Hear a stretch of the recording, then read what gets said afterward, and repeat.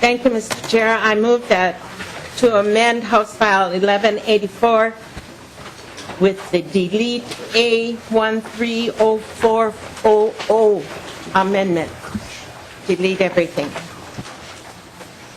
Mr. Chair, members of the committee, this is really the meeting that was scheduled for April 3rd at 12:30. We're a little behind the time. I apologize for not having to cancel that meeting and to put you on a waiting stand. However, that was pursuant that we could not complete the bill or the amendment until House Rule 801 was enacted. The Article 1 had to be, the House of Representatives portion of Article 1 had to be before rules, and they had to approve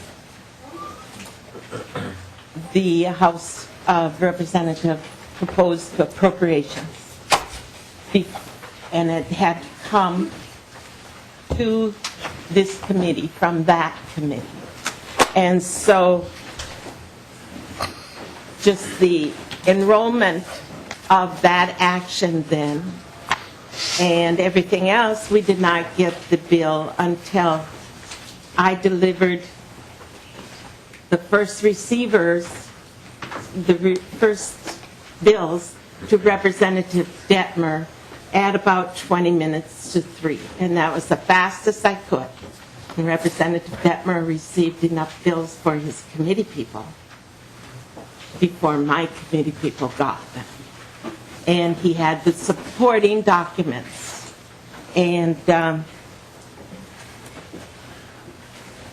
I personally think that the amendment is a good compromise based on all the hearings that we had.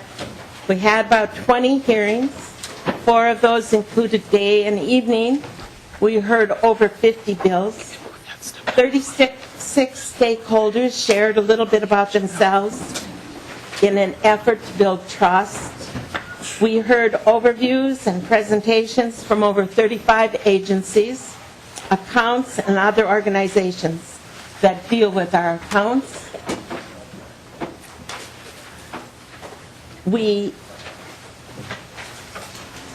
carefully reviewed the statements that were made in testimony before the committee and in the request for information sheets that many agencies or individuals or stakeholders presented to our committee. Today starts phase 3 of building the omnibus bill, and that's revealing the suggested amendment A130400 to House File 1184, which were the governor's recommendations. Phase 3, to begin phase 3 of building the omnibus state government bill, we are gathered here to find out what's in the amendment and then to hear from people that want to make comments and answer questions. And Monday, we will discuss in detail any amendments that are sent to us. Hopefully, Representative Detmer is 4 o'clock tomorrow, an appropriate time. Mr. Chair and Representative Murphy, that might be tough, getting things done by 4 o'clock. We just got the bill right now, and getting our amendments to research people and getting it put together for Monday. If we're going to be voting on it on Monday, that might be tough. Just talking to my people, anyway. Mr. Chair, it was my intent to have the amendments in and then have discussion of the amendments and continuing with public testimony and questions on Monday and the final vote on Wednesday. Yeah. Okay. Good. So all amendments have to be in by 4 o'clock tomorrow? I'm asking if that's possible. Right. Representative Mr. Chair and Representative Murphy, would it be possible to have those amendments on Monday? That would, if we're not going to vote on it until Wednesday, that would be better for us. Mr. Shepherd? Mr. Shepherd, would you like to address that? What is,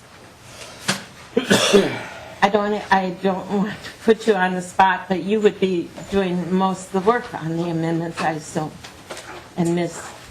Roberts. And I knew that you had volunteered to work on the weekend. There are other committees that you're responsible for that are also having to roll out their bill. Yeah. This committee has to complete their work on Wednesday. Right. We have to be in Ways and Means on April 15th. There's a later time on Friday. Helpful Representative to you, Detmer? Representative Detmer. I guess we would prefer to have, we haven't even read the bill, Madam Chair, and we would like to have some time over the weekend to really go through it. And if we could have that time to prepare the amendments as we see fit for a Wednesday's vote, that would make more sense for us. And probably make more sense for the people that have to prepare the amendments for us. I can't speak for them, but I just know that our staff are really well worked. Madam Chair, Representative Newton. Oh, I was just thinking if... You can talk, Representative. Yeah, but I wanted to address this to you, in whether, even if the amendments were drafted on Monday and ready a couple hours before we meet, whether we can even discuss the amendments. We can't vote on them, obviously, because we're not within the time frame unless you wish to make an exception to the rule. But then the issue of other members not having been able to see and read the amendments prior to the meeting would be an issue as well. Well, Mr. Chair, Mr. Representative Detmer. now we're not voting on, the voting is going to take place on Wednesday, as I understand. The vote, Mr. Chair, it was my intent to have the voting on the amendments on Monday and the vote on the final bill on Wednesday. And that was my understanding also. Mr. Chair, may I suggest that Representative Detmer hold off on his decision or his agreement or his non-agreement until after we go through the bill and hear what the bill is and go through the spreadsheet. And I will ask again what seems doable. That seems Mr. Chair, yeah, we can do that. We can do that, Mr. Chair. Okay, good. Okay, Chair Murphy, as you stated, the purpose of today's meeting is to hear, understand, and discuss your delete all amendment, and neither the bill nor the amendment will be moved today. And with that, Chair Murphy, if you would present the delete everything amendment, A13-0400. I think Ms. Roberts would like to go through the spreadsheet first. And there are two spreadsheets in your packets. And then when we're done with that, then Mr. Shepherd, I've asked Mr. Shepherd to go through the policy in the bill. Mr. Chair, members, you do have two spreadsheets in your packet. One is a 3-page summary spreadsheet, and this represents only the general fund appropriations and spending that are in the bill.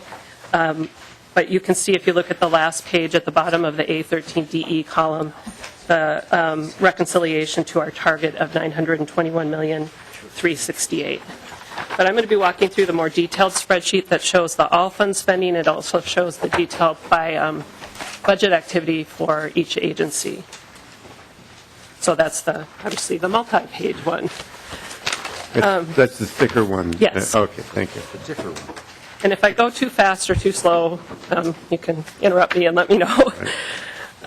So starting with the legislature, on line 11, you'll see the general fund appropriation for the Senate is $44.4 million.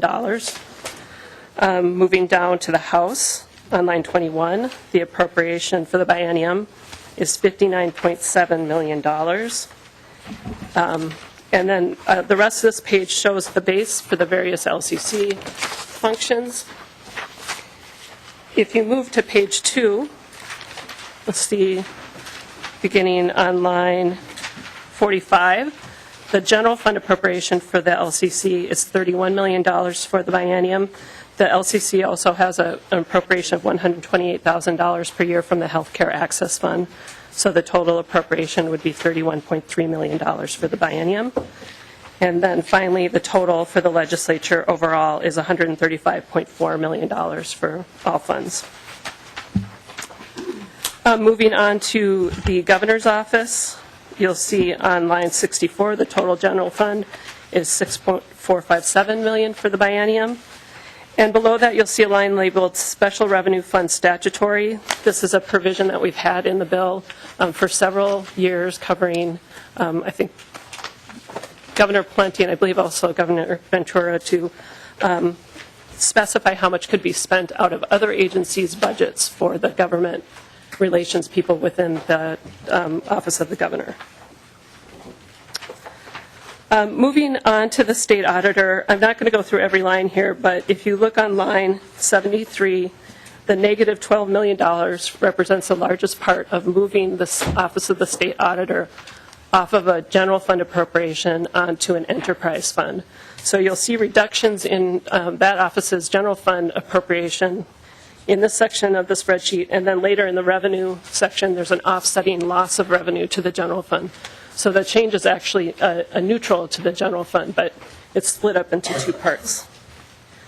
The remaining general fund pieces that you see, for example, under the Government Information Division and the Legal and Special Investigations, are the parts of the office that can't be moved to the enterprise fund because those activities can't be charged out to local governments or other entities.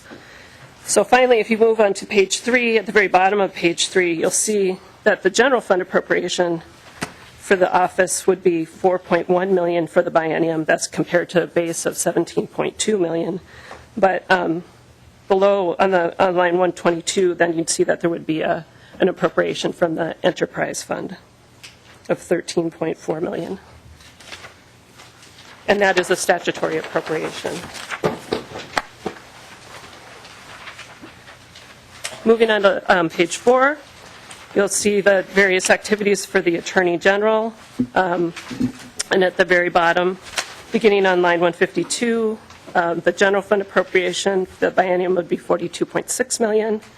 The Attorney General does receive some direct appropriations from other funds. Those are largely from the State Government Special Revenue Fund related to the various health boards providing services to all of the small boards, and then some activities related to environmental investigations. At the bottom of page 4, you'll begin with the Secretary of State, and you can see again their various budget activities. On page 5, beginning on 175, line 175, is a breakout of the various changes from the base for this office, and that includes $1 million in fiscal year 15 to replace the federal HAVA funds, a reduction to the business services unit that the office discussed when they were here, a base adjustment that you'll see for many of the agencies, and then a one-time appropriation for attorney's fees related to a redistricting lawsuit. So at the very bottom of the Secretary of State section, the general fund appropriation for the biennium would be $12.1 million, and there also is an appropriation of the remaining federal HAVA funds estimated to be, it's actually a little over $1 million, so I'll change that. Moving down then to the bottom of page 5, you see the Campaign Finance and Public Disclosure Board. The board's recommended operating appropriation is $2.019 million, and they also have an open appropriation. This is not part of the board's operation, but it is the costs of the public subsidy program. So the costs for that program are included in the spending target for this committee. You won't see those numbers in the bill because they're statutory appropriation, but we do have to count them against our target.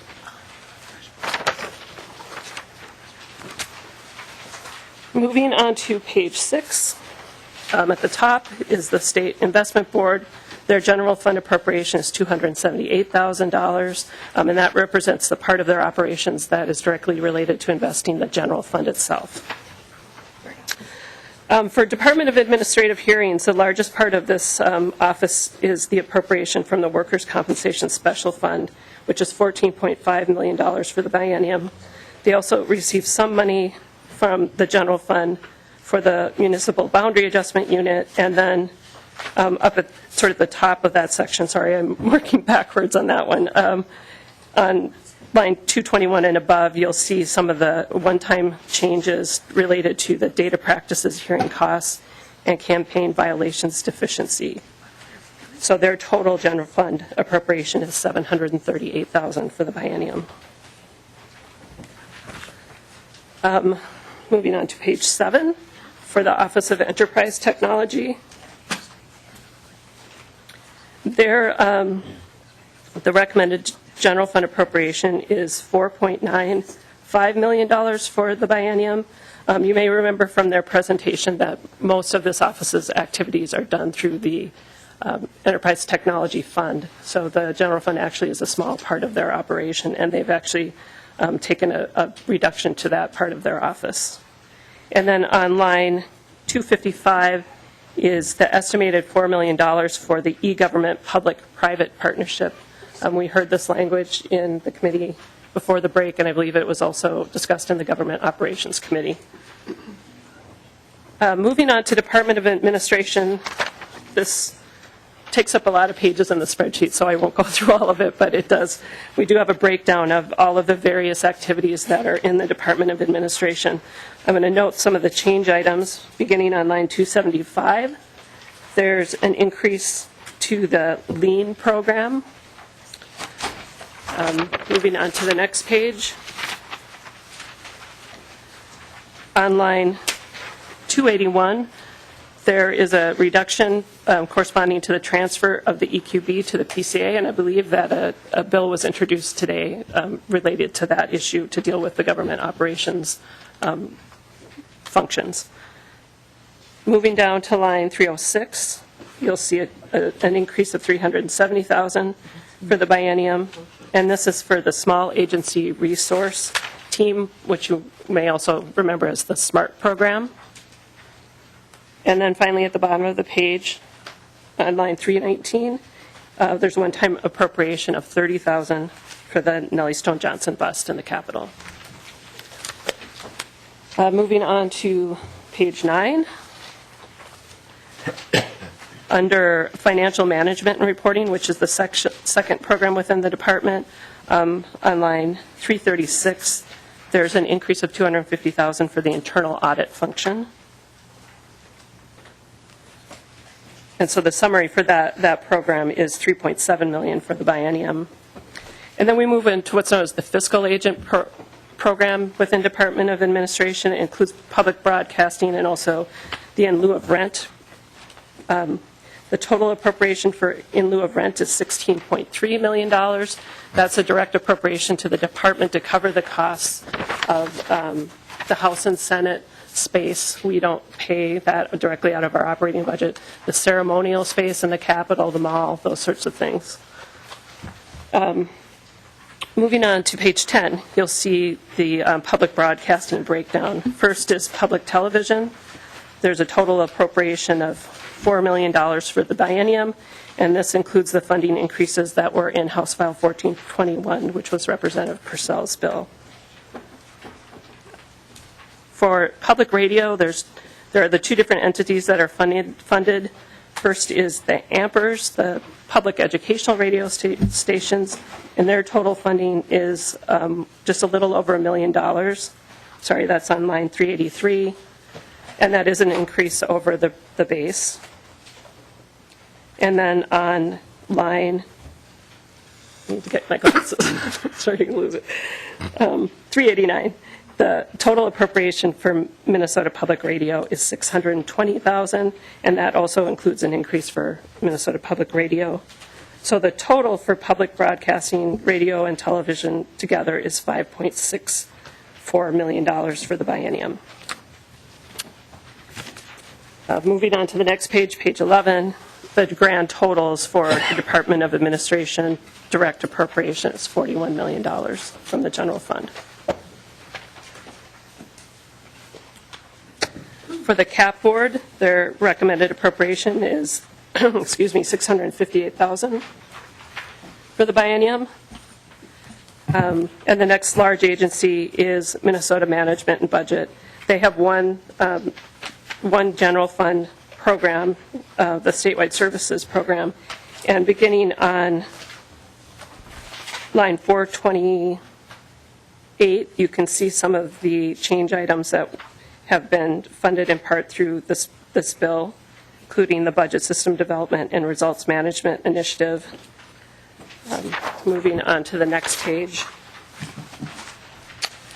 On page 12, again on line 446, you'll see some funding for the Enterprise Human Resources Capacity and the Enterprise Talent Management System. And then finally, I'll point out on line 460, there's an adjustment to the overall total initiatives for the department because of the inability to fit all of them within the committee's target. The language in the bill, as Mr. Shepard will note, is also gives them some flexibility on how to spend this by not specifying specific projects. And then you'll also note there's just the numbers at the bottom of the page for the state employee insurance program. Again, these aren't directly appropriated, so you won't see that in the bill. And the total for MMB is $44.8 million from the general fund for the biennium. Moving on to page 13. At the very top of the page, you'll see some of the various, what we call open appropriations within the department, and these include the lease purchase payments for the new accounting system and the indirect cost receipts offset. All of these count against the target for this committee. Department of Revenue, I think one of the last big agencies to get through. Again, you'll see all of their various budget activities. The changes recommended for this department start on page 14. There's a base adjustment of $2.4 million, but that is offset by a reduction that the department had offered up for tax system simplification. There's also $200,000 a year for taxpayer assistance grants, a savings from the electronic wage levy payments language, and then a one-time appropriation of $300,000 for the property tax technical grants. So the total general fund appropriation for tax system management, which is the largest program, is $217.6 million, and that's on line 528. And then they do have another program within the department, the debt collection program, and the total general fund appropriation for that on line 544 is $57.9 million. And the grand total for the Department of Revenue from the general fund is $275.4 million for the biennium. And again, they have some other appropriations from, for example, the Healthcare Access Fund and the Highway User Tax Distribution Fund. Those are related to the department's costs for collecting those taxes. Now we're coming to some of the small agencies, so I'll try to run through those quickly. They all You'll note that they all have some small base adjustments, so their funding has increased slightly over the base. For the Minnesota Amateur Sports Commission on line 582, their appropriation would be $503,000 for the biennium.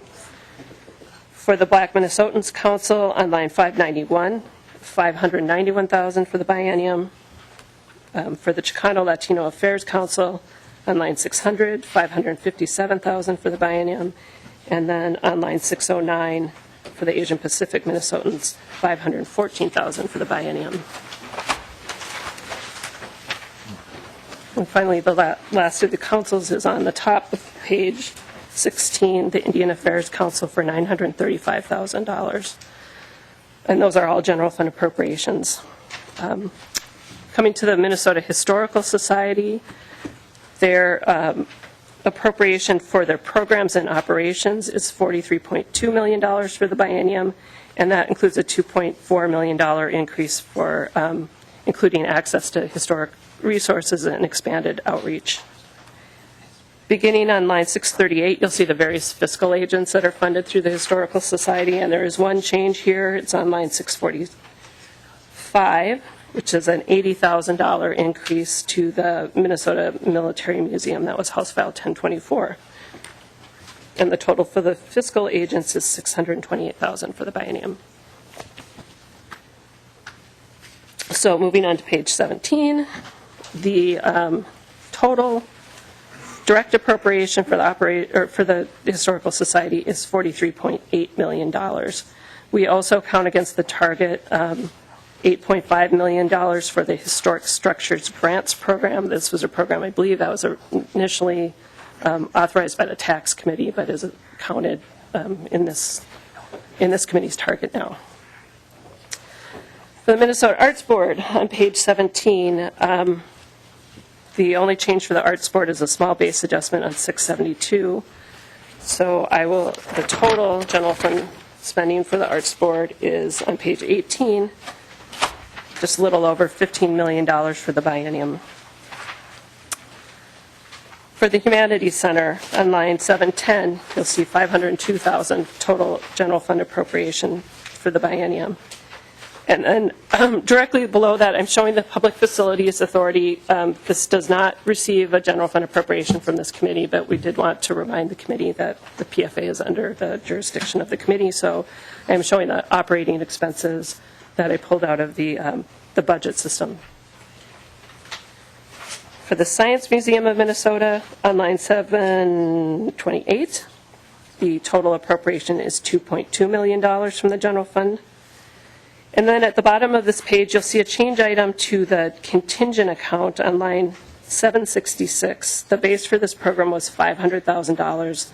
This bill has a reduction of $117,000.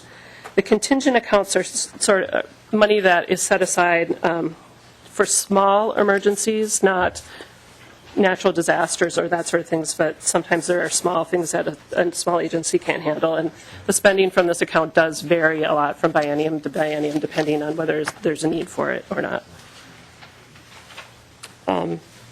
Continue on page 19. Tort claims appropriations $322,000 for the biennium.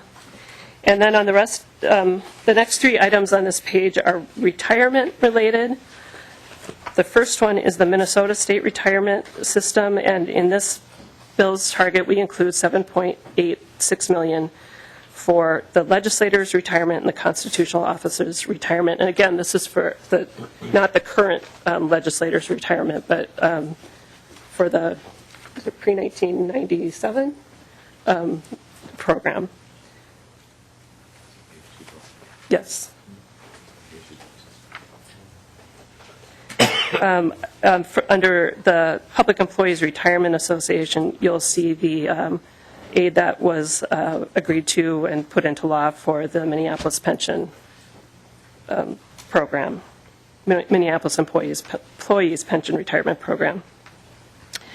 And then right under that, you'll see the various aid programs that have been in this bill are part of the base for this bill. For the TRA, which represents the Minneapolis Teachers Retirement Program, that was merged into TRA, and then the two programs for St. Paul and Duluth teachers.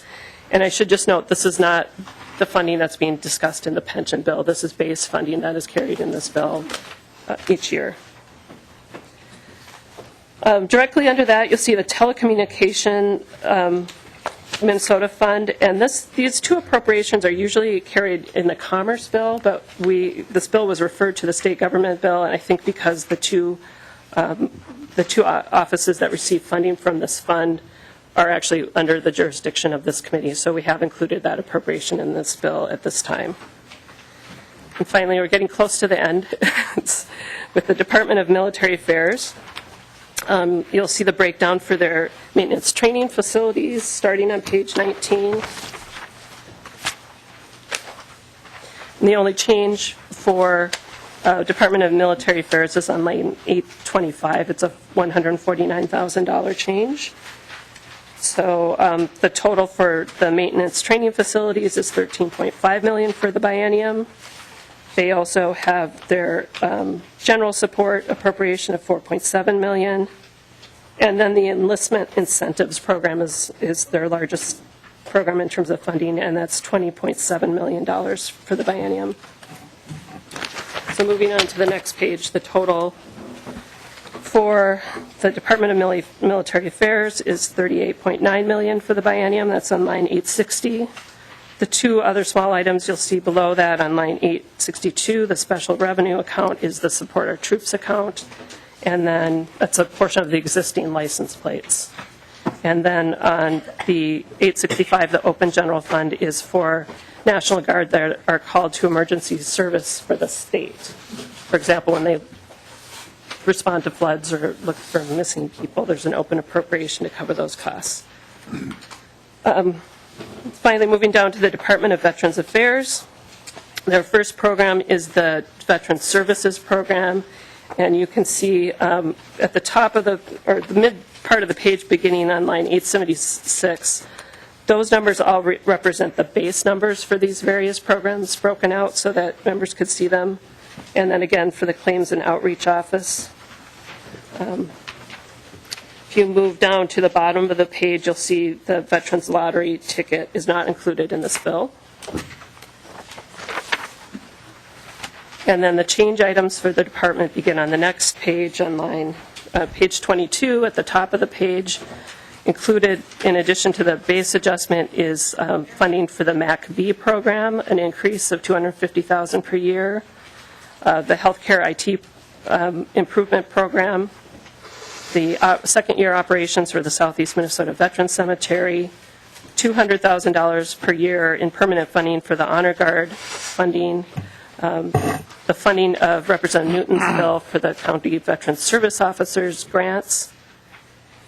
On line 908, you'll see the administrative costs for the GI Bill expansion. These are the costs that are just for administering the program. The actual costs of the program are in an open general fund appropriation.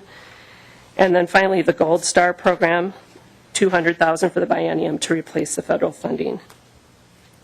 So the total general fund appropriation for this program is $32.4 million. And then at the very bottom of the page, you'll see on line, or not bottom of the page, on line 925, you'll see the cost of $800,000 for increasing the GI Bill, expanding eligibility for that program, the post-secondary education assistance. The second program in Veterans Affairs is the healthcare program. The breakout going down to line 937 just shows you the base general fund by each home. And then on line 940 is the second half of the appropriation for healthcare IT improvement, and this is slightly reduced from the governor's recommendation. It's $425,000 less. Moving on to page 23, the grand total for the Department of Veterans Affairs on line 949 is $125.98 for the biennium. And then you'll also see the small cancellation of $110,000 for the Minnesota Ambulance Association grant. And then at the bottom of page 23 is just the summary by fund. So you'll see that the general fund direct appropriation in this bill is $893,635,000 for the biennium. And then the other spending direct appropriations by fund are broken out of that. On line 976, there's also open appropriations of $14.75 million that are accounted against the target of this committee. You'll see the small cancellation. And then on line 986, the revenue changes that are included in this bill, that's a total, it's a loss of revenue of $13.1 million, and that represents the transfer of the state auditor's revenues from the general fund to the enterprise fund. Last page, at the very top of the page, beginning on line 989, you'll see some of the revenue portions of the non-general fund changes that I think were included up above, and I do see that I've got two things I need to delete on here. I'm sorry. Those are the lottery ticket and license plate revenues on line 992 and 993. So the next version will not have those on there. And then finally, the general fund reconciliation at the bottom of the spreadsheet. The total general fund spending is $908,250,000. And then again, the offsetting revenues. So the net spending, because our target is a net target, is $921,368,000. Good, thank you. And now, Mr. Chair. Chair Murphy. Mr. Chair, before we go on, and I thank you, Ms. Roberts, I would like to state a few facts about our target. I should have done that before Ms. Roberts started, but the Ways and Means Committee passed a budget resolution, and in that budget resolution, they told us that we would have a target of $921,368,000, which was an increase of $26 million over base.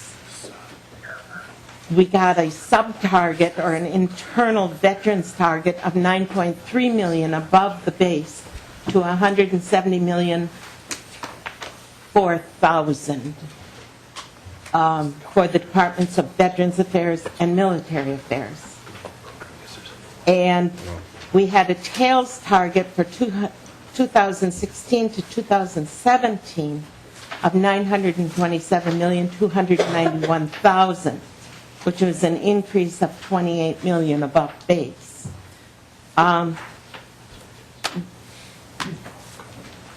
Within the target, there was an increase of 1% for fiscal year 14 and 1% for fiscal year 15 for each agency, which would, in Ways and Means mind, and the setters of the target, I assume, cover at least part of the state contracts that were adopted earlier in this session. And there was also allowed for the future pension bills that will come before our committee, or come before the Ways and Means Committee, target $42 million. Good, thank you, Chair Murphy. Do we want Mr. Shepard or Mr. Cleary to continue with the spreadsheets? Continue with the bill. Continue with the bill, okay. Mr. Shepard. Mr. Chair and members, the first article of statutory language begins on the bottom of page 16. It's the military and veterans provisions, and Mr. Cleary is going to walk the committee through those. Yes, Mr. Chairman and Madam Chairwoman, please let me know if you'd rather I change the pace here, speed it up or slow it down. In Article 3, Section 1, it deals with the ability of a National Guardsman to take who happens to be a state or municipal officer or employee to take leave, paid leave for active military service during the year.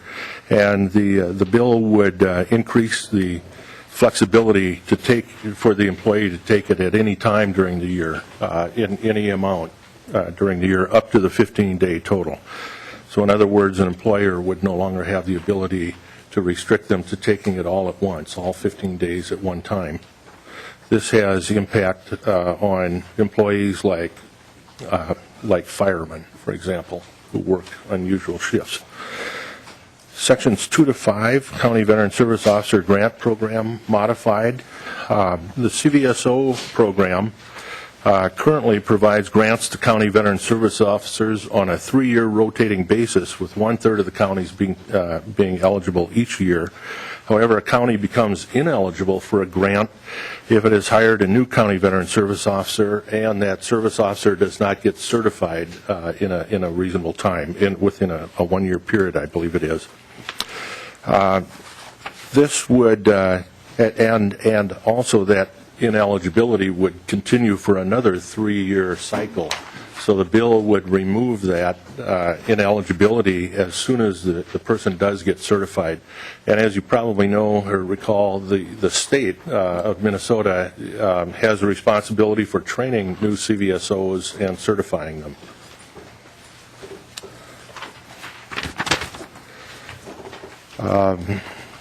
It also increases the grant amounts that would go to counties, and it would base them, it would provide a grant each year rather than on a 3-year basis, and it would increase those grant amounts particularly for the largest counties and zero them out for some of the very smallest counties.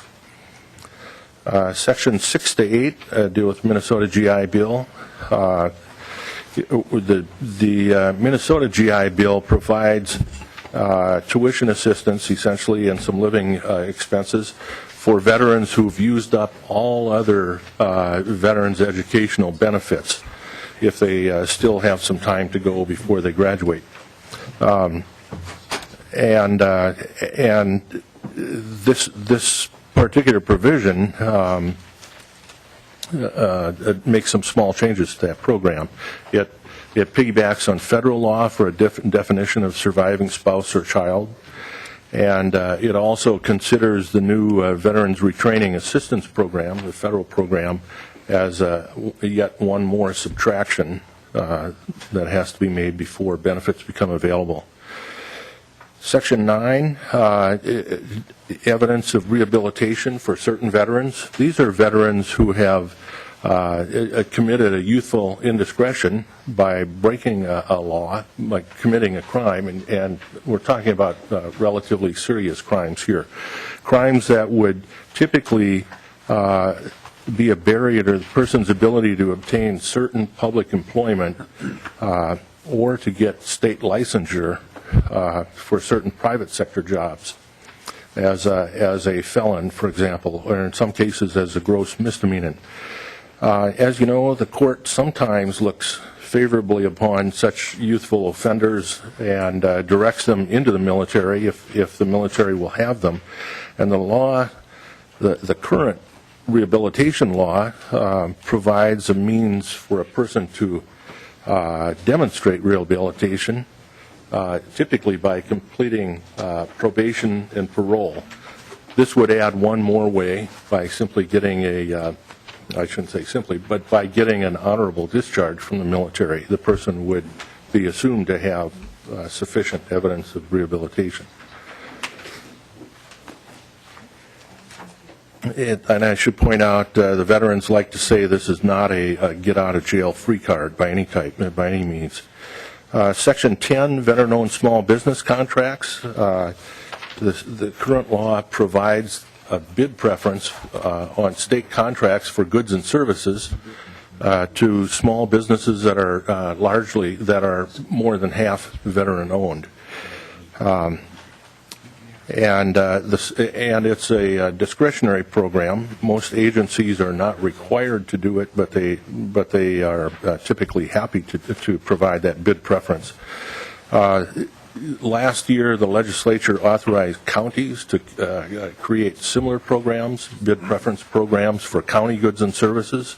And this section of the bill, Section 10, would authorize cities to also give a preference to veteran-owned small businesses for their goods and services.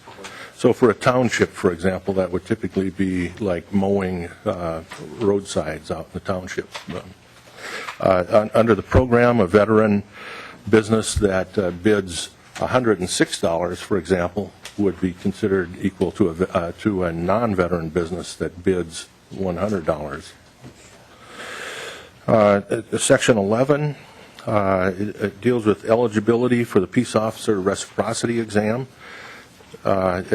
Peace officer exam, licensing exam, has rather specific requirements for the type of education a candidate must get prior to being eligible to even take the exam. Well, the reciprocity licensing exam is designed to give credit to prior experience, policing experience, say in another state or in the military. So, for example, under current law, a person with 5 years police experience as a military policeman or a provost would be eligible to take the exam, but not until they're out of the military, not until having received an honorable discharge. This bill would allow them to take it much like anybody else who's still employed somewhere, would allow somebody who's employed as a service member to take the exam. However, they couldn't become, even if they passed the exam, they couldn't become eligible until after getting their discharge. And Section 12 repeals a CVSO law that's being superseded. So that's it for military and veteran affairs. Thank you, Mr. Cleary. And also, thank you for answering the questions I had. You helped a lot. You're welcome. Mr. Shepard, would you like to continue? Sure. Mr. Chair and members, I'm going to continue with the state government operations parts on Article 4, starting on page 25 of the bill. And the first 4 sections of this article come from House File 1297. This was Representative Carlson's bill that dealt with the Legislative Coordinating Commission. The first section clarifies that the chair of the Legislative Advisory Commission rotates between a member of the Senate and a member of the House at the start of every odd-numbered year. The second section allows the LCC to accept gifts and grants for purposes related to its duties.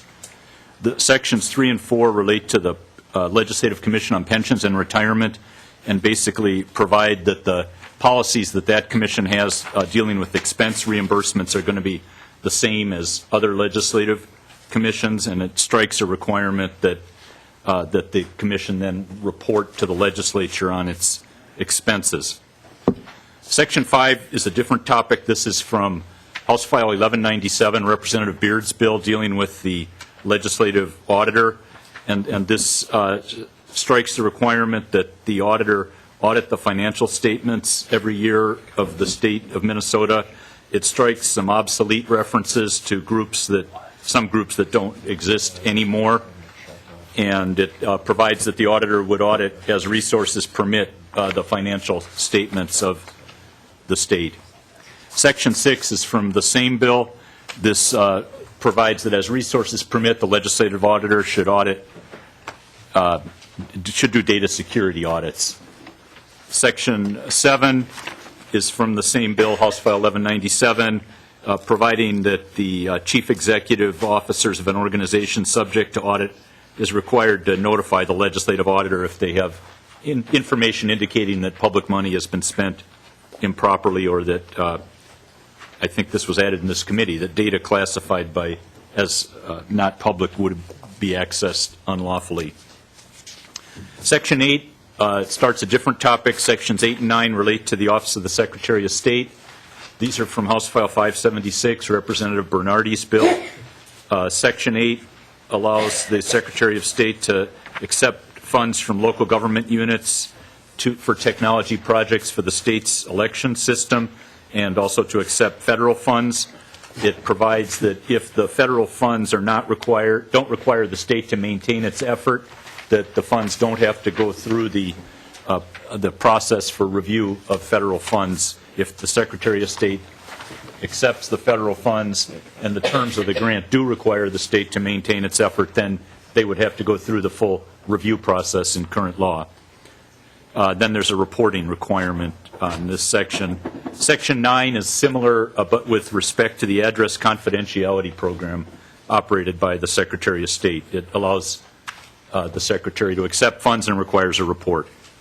Section 10 is from House File 651, Representative Purcell's bill that provides that the state auditor, in consultation with the Association of Townships, League of Cities, and the Association of Counties, can charge a one-time user fee to governmental entities that want to participate in their small city and town accounting software system. It establishes an account and appropriates money in the account to the auditor for the costs associated with the development, maintenance, and distribution of that software. It provides that if the auditor stops providing this service, they would have to rebate all the money in the account back to the participating users. The next section of the bill is one of several sections from Representative Simon's section, House File 253. The general concept here, as Ms. Roberts mentioned when she went over the spreadsheet, is that the state auditors would have an enterprise fund into which would be deposited the fees that she collects from auditing units of local government. So this part of the office would be funded from this enterprise fund instead of by a direct appropriation from the state general fund. The fund actually is created on Section 13 on page 30. And this was, I believe this is the same language the committee saw in House File 253. The next three sections of the bill are from Representative Carlson's House File 1297, the LCC bill. These three deal with the Compensation Council. When the council was first, that makes recommendations for salaries of legislators, judges, and agency heads, when that council was first created, it was required to report recommendations by December 31st. And the statute was changed a number of years ago to make its recommendations come later, but the legislature didn't get around to changing the appointments dates for that council in connection with its changed reporting duty. So Section 14 provides that the council would be created in the odd-numbered year instead of the even-numbered year. It provides that appointments would be made at the beginning of January, when the new legislature comes into session, in the odd-numbered year. And then Section 16 requires this council to report by March 15th instead of May 1st, with the idea that this would be more timely for legislative deliberations. On page 32, Section 17 is from the House File 1184, the governor's bill as introduced by Representative Murphy. And this deals with agencies' IT costs and transferring a portion to the Office of Enterprise Technology. The last sentence in this section is new, and it provides that a transfer is not required under this section if it would be prohibited by federal law or would cause a loss of federal funds. Section 18 is back to Representative Carlson's bill, House File 1297, dealing with the LCC. This strikes references to the Subcommittee on Governmental Accountability, which later in the bill is repealed. This is a subcommittee of the Commission on Planning and Fiscal Policy. Section 19 on page 33 is House File 1291. Representative Kahn's bill provides for continuing appropriations at the base level for 1 year if a major appropriation bill to fund agencies is not enacted by July 1 of an odd-numbered year. Page 34, Section 20, Federal Contingency Planning. This section is derived from House File 172, Representative Pepin's bill. It's not the same, but the concept here is that each executive branch agency that receives federal funds would have to notify the budget committees if they believe there's potential for a significant reduction in the amount of federal funds the agency would receive in the next biennium, and it specifies the contents of that notice. The next several sections are from House File 1184, the governor's budget bill. These are provisions the committee heard at one of its last hearings relating to the Office of Enterprise Technology. Section 21 refers to a convenience fee that the office can enter into, and Section 22 is the substantive part of that on page 35, which allows the office to enter into a contract with a private entity to manage the state's North Star system and allows for compensation of the private entity through a fee. So I believe this language is identical to what was in House File 1184 when the committee considered it. On page 36, Section 23 is, I believe, from House File 279, and this provides that the legislative auditor, instead of the state auditor, is going to audit a dairy board. Section 24, the next several sections are language that was suggested by the AMPERS group of public radio stations. These, in some ways, clarify some of the definitions. These all relate to what stations have to do to qualify to get grants from the state. And so on Section 24, you see some language relating to just citing the specific parts of federal regulations that have to be complied with. That's the same on page 37 at the bottom of Section 25 and on page 38. At the top of page 39 provides, under current law, if the state funds are distributed to a public television or non-commercial radio station and they're used to purchase assets and the station sells those assets within 5 years, the net amount of the proceeds has to be paid back to the state. This section on the top of page 39 would allow the Commissioner of Administration to approve use of the funds derived from the sale to purchase new equipment for similar purposes by these public broadcasting stations.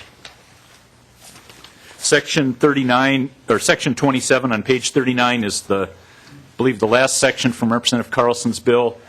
We're dealing with the LCC. This strikes the authority of the Mississippi River Parkway Commission to subpoena witnesses and records.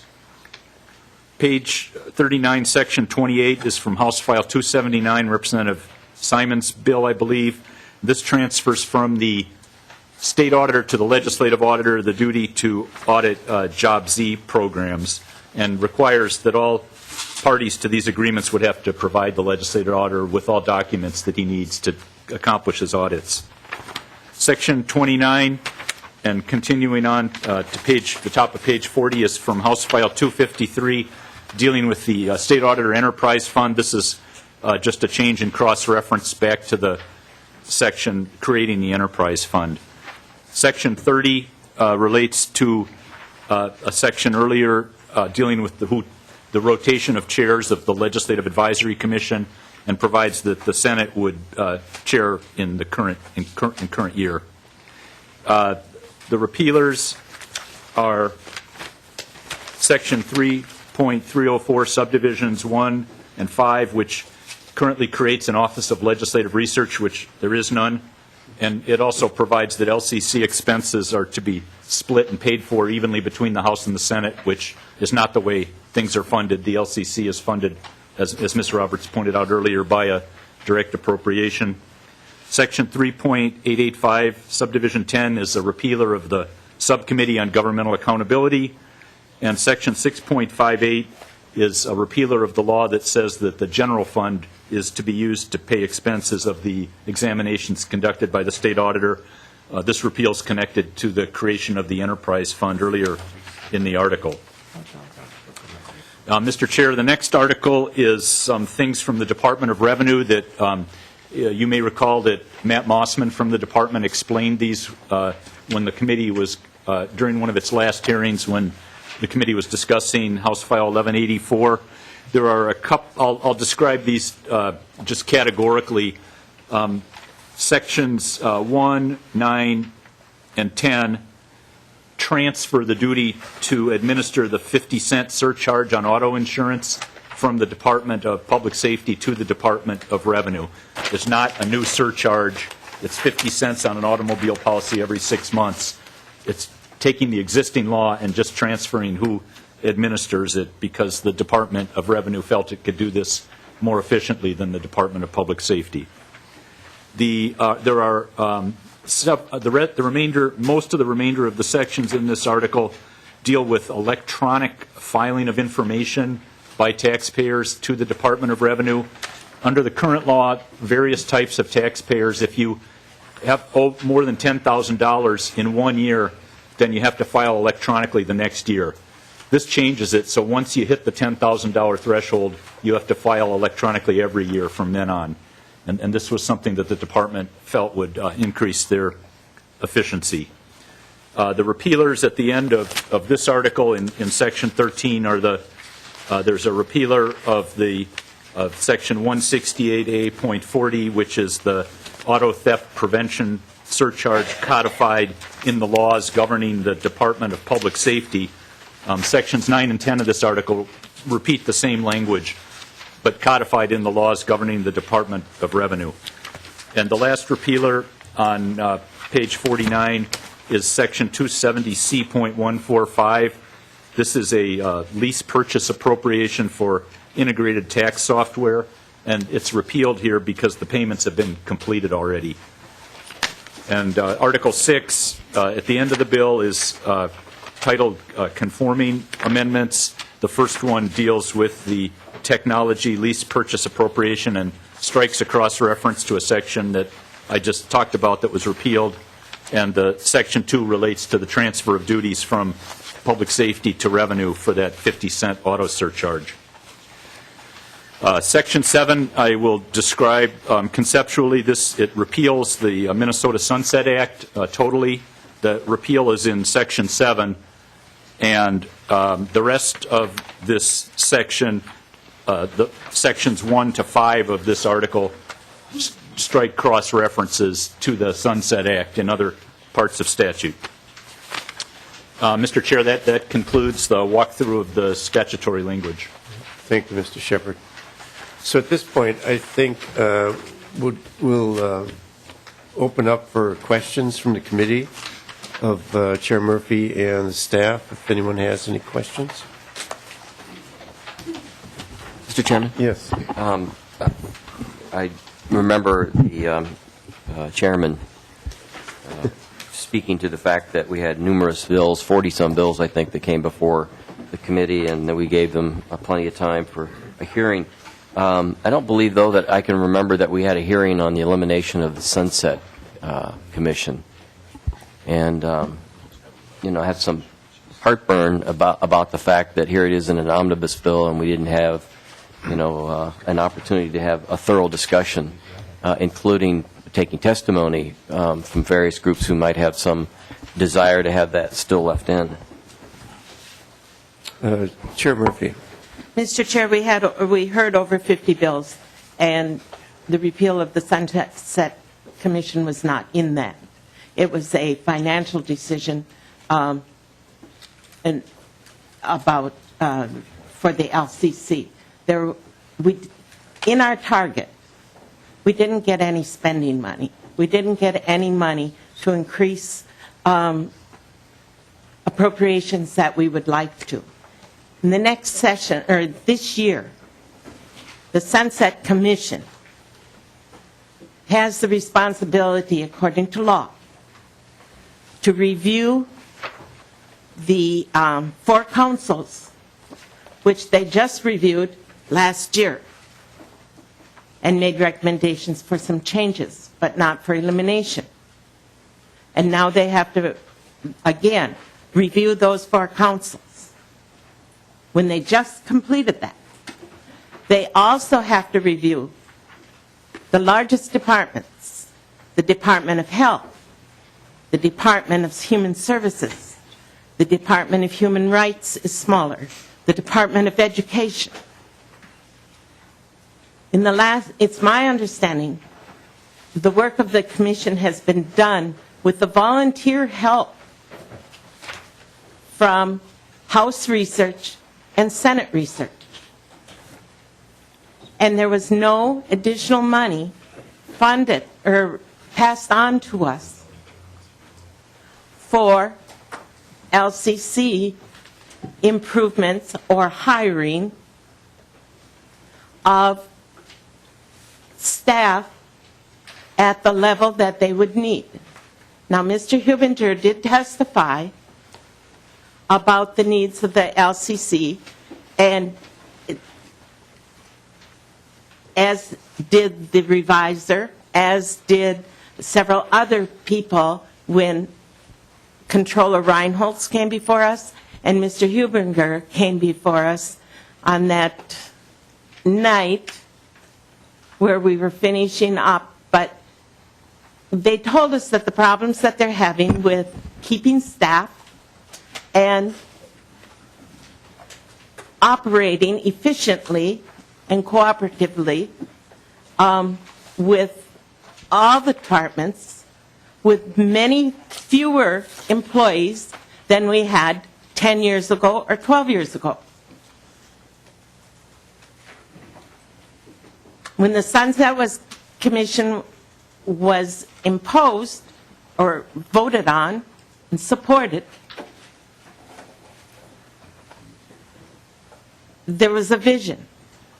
We haven't been true to that vision. And so, we're having no spending money to add where we like. Remember, all total, we have over a $500 million deficit. And although our target is better than the State Department's target has been in many years, because we have been woefully short, our departments have suffered. But we can't ask them to do any more with fewer people. And to review the Department of Health, the Department of Human Services, the Department of Education, and the Department of Human Rights without even one employee, I think is disingenuous and is lying to the people of Minnesota. And so I'm recommending that we sunset the Sunset Commission. Mr. Chairman. Yes, Representative. Thank you. Well, I guess I hear that it's a matter of having no money to fund an effort that ultimately looks at the efficiencies or whether or not commissions and departments should be continued into the future. We don't have any money for that, but yet I'm fully aware that we're going to increase revenue by a couple of $1 billion in any budget you look at, and this budget certainly has more money in it. And so, Madam Chair and Chairman, and respectfully to my colleagues on this committee, we didn't have a fair discussion about this, and what we've just heard is that we don't have money for it, but in fact, there's all kinds of money in all kinds of pots, and but we're, you know, the vision, of course, was that eventually this could have a real benefit. But so I'll leave it at that. I don't know, you know, my colleagues on my side of the aisle certainly are very disappointed, especially when we got this presented at the last minute in the last part of the bill. It doesn't bode well, I don't think, on how further discussions will go regarding the bill in the next few days. Thank you. Representative Nelson. Thank you, Mr. Chair and Madam Chair. And having served on the Sunset Commission, excuse me, last session, one thing that we heard in the discussions as we were starting up the Sunset Commission and looking at the councils that we did last year, but one thing we heard was we got testimony from people that run the Sunset Commission in Texas. And Texas does a very good job with their Sunset Commission, but they have 25 or more employees full-time dealing with this, doing this study, doing this in-depth investigation all year long. And we set it up last year with no employees, no staff, and by the generosity of the LCC and our House and Senate research, we threw more work onto their plates, and these were relatively small commissions that we looked at last year. we're looking at some of the largest departments of government, and we're doing it with no additional staff, nobody dedicated to do it. It would be, as Representative Murphy said, it would be disingenuous and lying to the public that we're actually doing a good job just by having a sunset commission. And so I guess I support what's in the bill. Thank you. Mr. Chairman? Yes. So I can respond. Then I think maybe what we should have had possibly would have been a bill or an amendment to this bill that would have beefed up and looked at some of the other budgets of the other agencies that are getting increases and give them the proper resources to get the job done, not just eliminating it after 1 year. So, that sounds to me like a potential amendment before 4 o'clock if I can get it done before then. Thank you. Thank you. Representative Deppner. Thank you, Mr. Chair, and Representative Murphy. I just had a general overview of the bill, 54 pages. Can you explain, we look at a lot of the parts of the bill, there's a lot of increases to the accounts, and with the base adjustment, how do we use logic, and how do we do that when we have increases in the accounts, and then we're using the bases to do that? And was this done with fee increases, or how do we do that? Chair Murphy. Mr. Chair, It's just a general I believe observation. what you're asking is, Yeah. it was part of our target?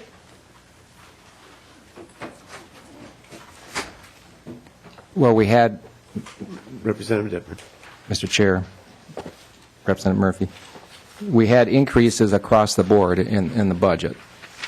But if you take a look at the base adjustment, what type of logic did we use for those increases? Was it through the use of fees, or how did we do that? Mr. Chair, Chair Murphy. Representative, if I understand the question correctly, it was 1% in fiscal year 14 and 1% fiscal year 15. Representative Deppner. Well, I haven't gone through line by line and added them up, but Madam Chair, Mr. Chair, we had 50 bills. Could you explain how many of the 50 bills are actually in the final bill? Representative Murphy or Ms. Conley, perhaps.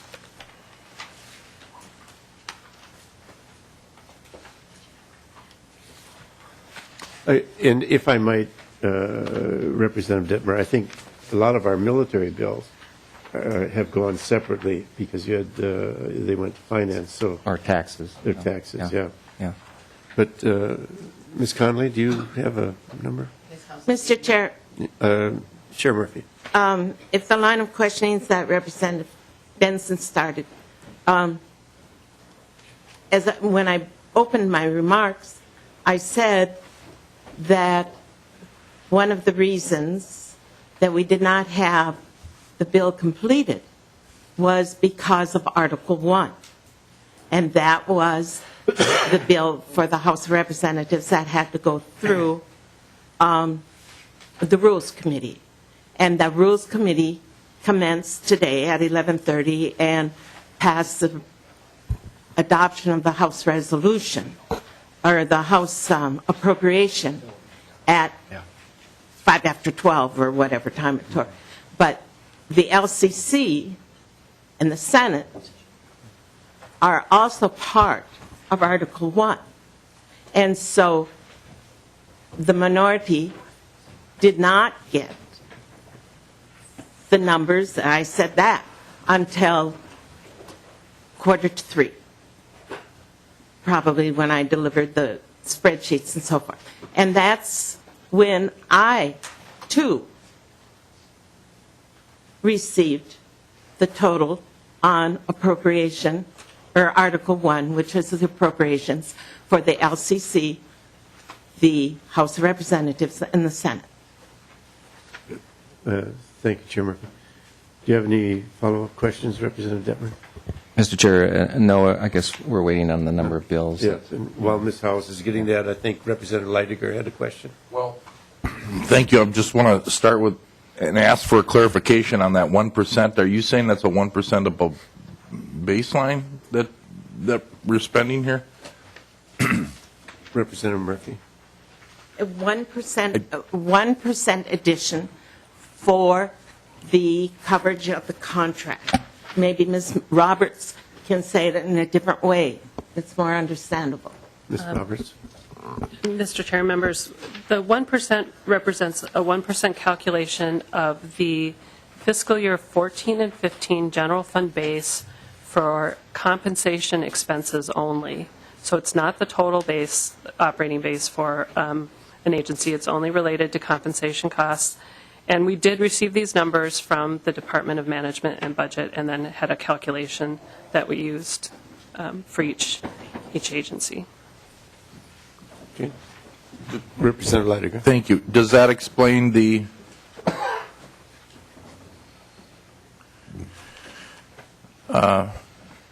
incremental increases, the small incremental increases all across the entire spreadsheet? Is that the explanation? Ms. Roberts. Mr. Chair and Representative Leidiger, any time you see a change item that's labeled base adjustment, that's what that represents. Any follow-ups? Yes. Mr. Leidiger. And the rationale on that 1% increase that came from Rules Committee? No. I'm just having No. I'm just trying to make this connection. So where's that increase coming from? It came Representative from, Murphy. well, yeah, it came from Ways and Means Committee when they adopted the budget resolution. The target figures, right? Representative Yes. Leidiger, yeah. Okay, any Thank further you. questions? Well, I want to go back to question on, I know we've already discussed it, the Sunset Commission, and repealing that. You know, we put that in, and so that we can look at government and eliminate programs when it seems appropriate. And to me, what this is saying is that there's zero desire to keep a lid on the growth of government. And I keep hearing this, and it's as though there's no desire for the majority party, really, to keep a lid on its spending. And we go back, and you mentioned, Madam Chair, we haven't had increases in funding for employees, government employees, but when are we going to get that payoff on technology that we've invested for so many years? And I keep bringing that up, and have so the entire year, and yet it's being ignored, and we just want to continually spend and grow government, as opposed to using those force multipliers, those tools that we have to reduce the numbers within government. And so I hear that, and I hear about, I'll forget the Sunset Commission, we're just going to eliminate that. And I see zero desire on the part of the majority to do anything about keeping a lid on government. And the taxpayers out there see this. They're all watching what we do. Why? Why do we have to do another 1% beyond what the base is, for instance? It just is mind-boggling to me. And we have discussed that. Well, we didn't discuss the Sunset Commission. That would have been a great time for us to really kind of lay it out as to why we do what we do here in government, why we even came up with this Sunset Commission. Would have been a great time to have that argument. Instead, what I heard, I mean, and, you know, you're the chair, but you lectured us and said, no, we're going to, you tried to explain it away. Well, it didn't wash. Doesn't wash with me. And I want the public to know that this is wrong, what we do here. We don't try to keep a lid on government spending, and it just shows right here in this bill just how obvious it is. Thank you. Chair Murphy, would you like to respond? Not that in particular, but I think this bill, there were some people that listened to Representative Leidiger. There's 2 accounts in here that said they were just fine with the governor's recommendations.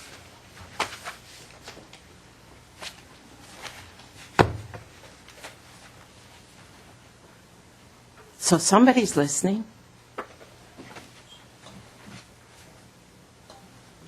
How long can we go? How many more years can we go talking about jobs when state employees are leaving, skilled state employees are leaving? And what we heard that night from the reviser was that the last person that left doubled their salary. People are coming to the age of retirement.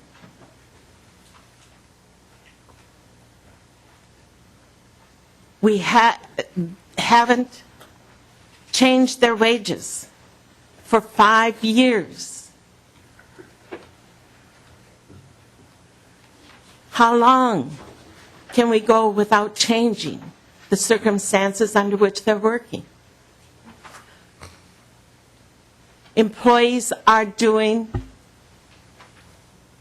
more work, more efficiently, and yet continuously we're trashing what expectations are increasing, and we're not improving working conditions at all. How long can departments go? I asked MMB yesterday, how many FTEs do you have that aren't filled? 29.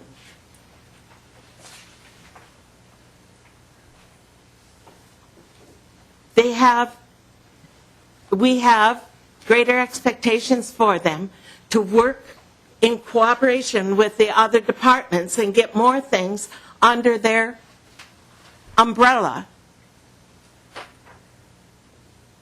And yet, we're not offering enough money for them to continue to do their initiatives.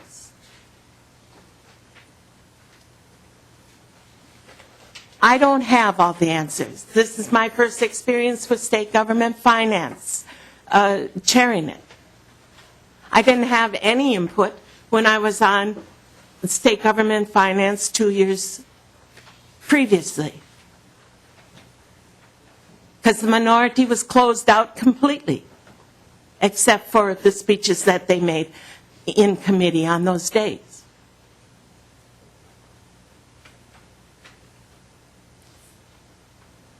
We're trying to arrive at a bill that we can take and go into conference with the Senate.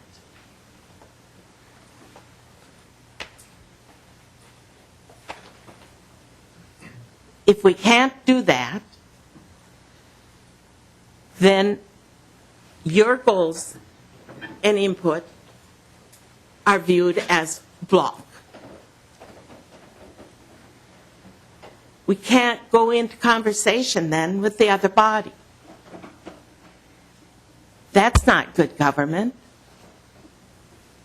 we have another year of the biennium to go, where we can continue the journey that we have made. We started out with a lot of bumps.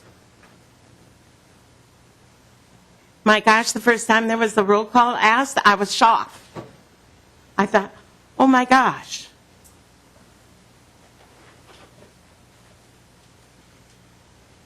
But we've come a long way to arriving at understandings and some things that are accepted and included, and not nearly as much as some other things that people wanted even more.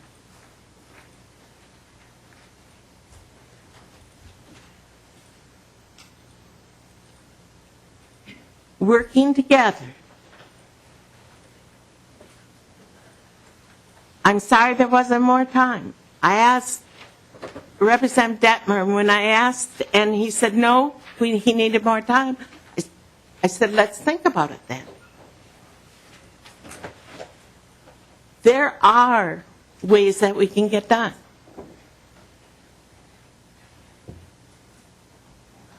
But when I was working on the sunset thing, I thought, I can't find as much money. I can't find $200,000 to put in there, because if we did that, then they would go and say, my gosh, that's a growth in government. And we're doing it for ourselves, no less than the departments that were responsible for funding.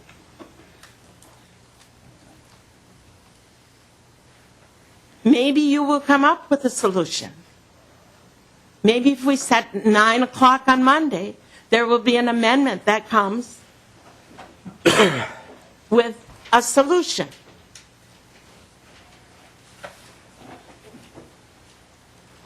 But keeping something where we're going to have failure at,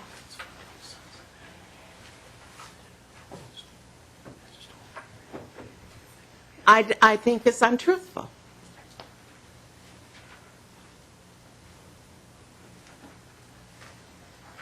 I thought it would make a wave. I didn't think it would be a tsunami. But I don't read you all.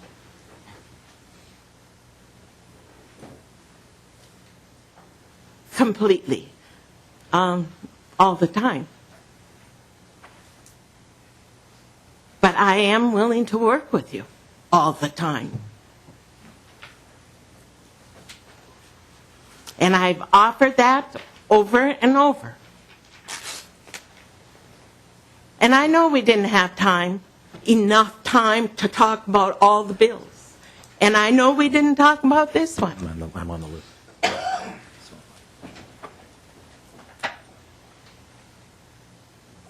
But when you're trying to balance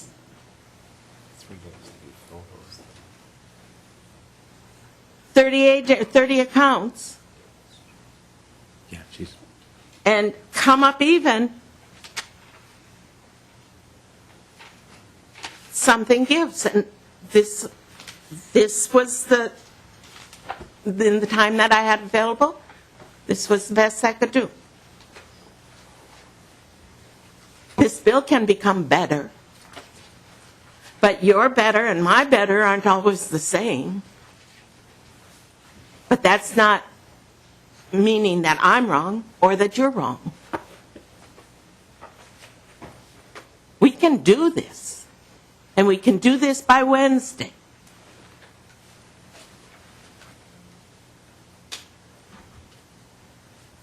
And we can do this through speeches, or we can do this with let's roll up our sleeves and get at it attitude.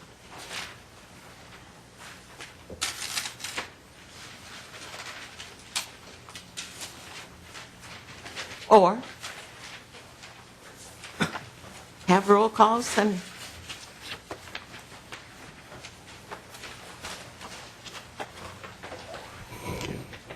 Representative Nelson? Thank you, Mr. Chair and Madam Chair and members. To the Sunset Commission and looking at government functions and looking at eliminating and reducing what government are looking at departments and eliminating them, that's our job. We all ran for the legislature, and that's our job as legislators to look at that. The committee process that we do, government operations, state government finance, that's the job that we have to do, is look at those parts of government and see what can be fixed and see what can be made better. Health, if you're on Health and Human Services, you should be looking at that budget. That's our job as legislators. Having a commission, if we're not going to fund it and fund it properly so it can do its job, it's just putting a gimmick out there to say, make us feel good.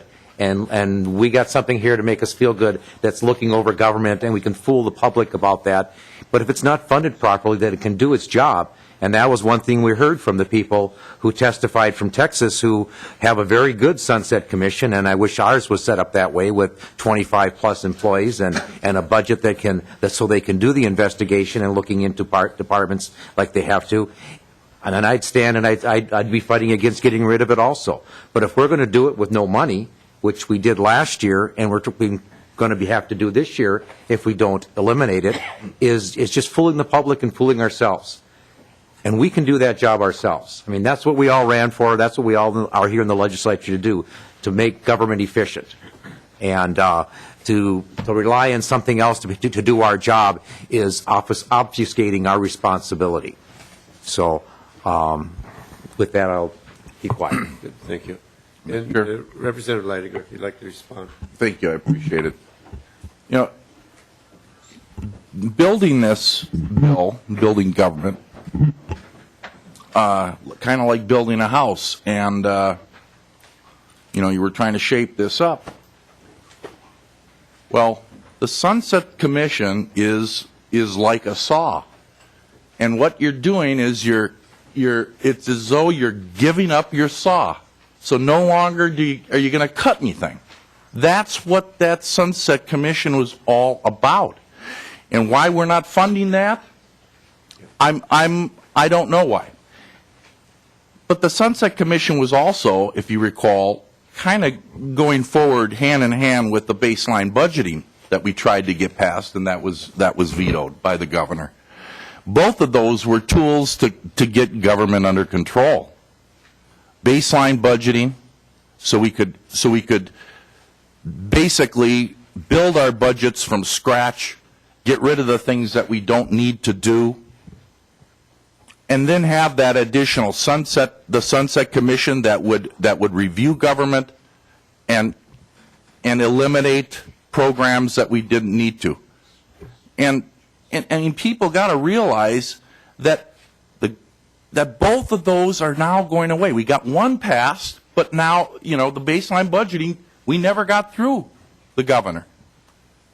And now you're want to take away Sunset Commission. To me, and the people should realize, it seems as though we're taking away all these tools that we're trying to put in place to help us right-size government. And they're going away. The tools, we've lost those tools. At this point, and I'll call on Representative Detmer and Representative Dean, but if we can get away from the speechifying, all of us. Well, I had two against one. Yeah, That's why you gave me a retort. I'm done. Yeah, I understand, and I'm not picking on you, Representative Leidinger. But I think really for now, and that doesn't mean we can't go on later with this. But for right now, let's stick to the amendment to the bill and to the spreadsheets, and see if we can direct our questions to that. Representative Detmer, I believe you had a question. Yeah, I think we got the number of bills that are in the bill, Mr. Chair and Representative Murphy. Mr. Chair. Yes, Representative Murphy. Thank you, Representative Detmer. Yes, I said that in my opening remarks that we had heard over 50 bills, and although this was quickly collated, 21 bills are in here and 33 of the bills that we heard were sent to other committees. With that, so that's all the collation we've done so far. Representative Detmer? Yeah. Thank you, Mr. Chair. And I know Representative Dean brought it to my attention on the floor today, on page 24, line 24.3. And maybe Mr. Cleary could help me on this one. Did we actually pass the amendment regarding the evidence of rehabilitation? Did we actually change the wording to gross misdemeanor and felony, or was that something that was added prior to putting this bill together? I'm Mr. Cleary? Yes, Mr. Chairman, Representative Detmer, I believe we didn't, I'm pretty certain we did not pass it in committee, but we inserted that language in putting this bill together. okay. I think, Representative Detmer. Mr. Chair, and I think Representative Simon was, I think we were going back and forth on this, and I think I agree with the language. You know, I was assuming that I would have to have an amendment put together for next week to change that language.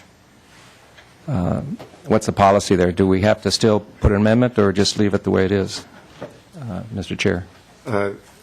Representative, I would say, and I'll defer to Mr. Cleary, but I would say as long as it's in the amendment here, we don't have to amend that. Okay. Okay. Is that right? Okay. Representative Dean, you had a question? Let me address Mr. Dean. Well, Mr. Chair and Madam Chair, I know we spent a lot of time talking about the Sunset Commission, and, you know, forgive me for being a freshman, but is there anything that precludes us from looking at a particular program or a particular thing at any time during the legislature and determining that we are not efficiently using the money and then doing away with that if we all decide that this is not good use of taxpayers' money? Is there, I mean, by repealing or by sunsetting the sunset, do we lose that ability or do we retain that ability to still do that? Madam Chair. Mr. Chair, it seems to me that the responsibility of the legislature and a committee, a finance committee, is to do exactly what we're asking the Sunset Commission to do. And if somebody brought to the attention to a committee that something should be looked at, that committee should have the responsibility to investigate. And so, by virtue of our election and assignment for to committees, it is our responsibility to do exactly that, Representative Dean. Thank you, Madam Chair. Mr. Chair. Yes. Excuse me. When I talked about the number of bills that we heard and the number, and then was asked if they were included, I'm not saying, I never intended to make anyone think that the whole bill is in here, but portions of the bills or conversations from the discussion of the bills are reflected in this document. For instance, the federal, the discussion that we had on Representative Pepin's bill, in which there was a roll call and it was defeated. That bill is still reflected in here, in that we're asking the agencies to notify the committees if there's going, not a report, but at least a notification, if the federal actions of the federal government are going to create a problem for state funding. So that was in the discussion between Representative Simon and Representative Pepin that most everybody seemed to agree on. And, but that, and rather than hold the bill over for possible inclusion, a roll call was asked for. And so we had a roll call, and then the bill was defeated. But I thought that, and the people that I discussed with, including Representative Pepin, thought that the discussion that had taken place reflected enough agreement to try to pursue that idea a little bit, so we weren't just discounting the whole idea that the federal government could do something and cause harm to us, and we wouldn't be aware of it. And so we tried several different things, past several different people in between last week and this week, and we've got the idea in through that notification. And so the whole bill might not be in there, but there were some changes that were made based on conversations that had taken place either between the members and the testifiers or the members and the members. Good, thank you. Representative Howe. I reluctantly, Mr. Chair, I reluctantly pulled the mic toward me to talk because I bit my tongue quite a few times here. But the comment and in response to Representative Dean is that we have that preview to do that. I understand that. But the problem is without zero-based budgeting, without a sunset commission, there's really no dialogue here. There's no, and I'm a big fan of zero-based budgeting and have been dealing with budgets for probably over 20 years. Zero-based budgeting really gives you something to look at to see exactly what line item doesn't work. Here, we don't get that opportunity. We get great big numbers, great big programs. We don't get really down in the weeds to take a look at that item. And I guess I missed that piece. That's why I actually submitted a bill for zero-based budgeting. And I think that's where the rubber meets the road, and that's what needs to be done. But without a tool like that, you just don't get there. And that's my problem with where we currently are. And I'll leave it at that, and we'll go on. Thank you. Are there any other questions? Yes, Representative Driscoll. Well, thank you, Mr. Chair. You asked us to kind of maybe be a little more global on the bill and things, and I guess I'd ask for some clarification, if I could, from Chair Murphy and yourself, too, Mr. Chair, as to how we might be proceeding. And I guess a couple questions just in the way of positioning this. The numbers that we see in the different allocations that are on here, are those subject to change where if this committee thought that an area was worthy of more or less funding, is that still available, or are we pretty much locked into the numbers that are in each of the line items? I'll defer to Representative Murphy on that. Mr. Chair, general fund items, and Ms. Roberts could clarify more. Ms. Roberts. Well, Mr. Chair, members, our target set by the Ways and Means Committee is a net general fund target, and so we do need to fit the spending within that target. As the Chair mentioned when she was introducing the bill, we actually have two targets set for this committee. There's the overall target of $1,368,000, and then there was a sub-target within that for the Department of Veterans and Military Affairs of $9.3 million over the base for those two. So those are the limits. So what I'm hearing, and I'd like verification or clarification, that within the target numbers, this committee has the authority then to shift funds from line item to line item as long as we stay within the nets of the two targets that we're looking at. And if it's general fund money. Representative Murphy, yes. That's correct. Representative Driscoll. So as I sat back and listened to the discussion today, the Sunset Commission, I think people do feel that there is some benefit from that from both sides of the aisle, the majority and the minority party right now.